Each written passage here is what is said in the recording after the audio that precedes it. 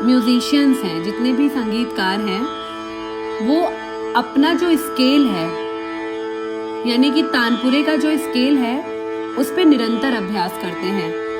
आप में से कई सारे ऐसे लोग होंगे जो हारमोनियम का सपोर्ट लेते हैं गाने के लिए, जो कि गलत नहीं है, लेकिन धीरे धीरे उसकी जो हैबिट है वो आपको कम करनी होती है, क्योंकि अगर आप ज़्यादा हारमोनियम के रियाज पे अपना अभ्यास करते हैं तो कहीं ना कहीं आप उस पर डिपेंड हो जाएंगे, और फिर अगर आप उसके बिना गाने की कोशिश करेंगे तो मे भी हो सकता है कि आपके स्वर सही से ना आए। तो सबसे पहला जो पॉइंट है वो ये है कि अपने षडज को, यानी पहला जो स्वर है आपका सा, उसको आपको सेट करना है। उसके लिए आप तानपुरा ऐप या फिर हारमोनियम पे अपने आरामदायक पिच पे आप गा सकते हैं। और जब भी आप स्केल चुन रहे हैं तो बहुत से लोगों को लगता है कि जो पहला स्वर है वो बहुत ऊंचा तरीके से आएगा। ऐसा कुछ नहीं होता है। सरगम का जो स्केल है, यानी अगर आप गा रहे हैं सा, तो ये जो पहला स्वर है ये नॉर्मल नीचे से आपका उठ रहा है, इतना कि आपको थोड़ा प्रेशर भी लग रहा है आपके चेस्ट एरिया पे, और आप उसको गाने में सक्षम भी हैं। अगर आपका नहीं आ रहा है तो उस पर आप काम करिए। अगर आप ये स्टेप स्किप कर देंगे तो मे भी हो सकता है कि आपके सारे स्वर खराब हो जाएं। ठीक है, तो मैं एक बार सरगम अभ्यास करती हूँ और आप उसे सुन के दोहराइएगा। सा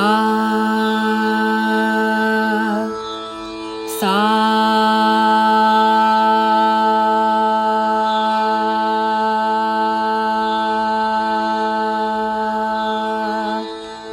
आकार में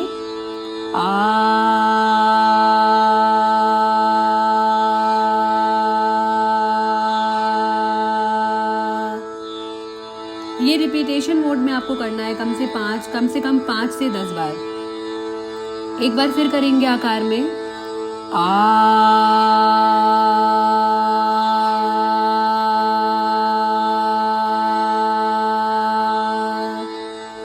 ओम करेंगे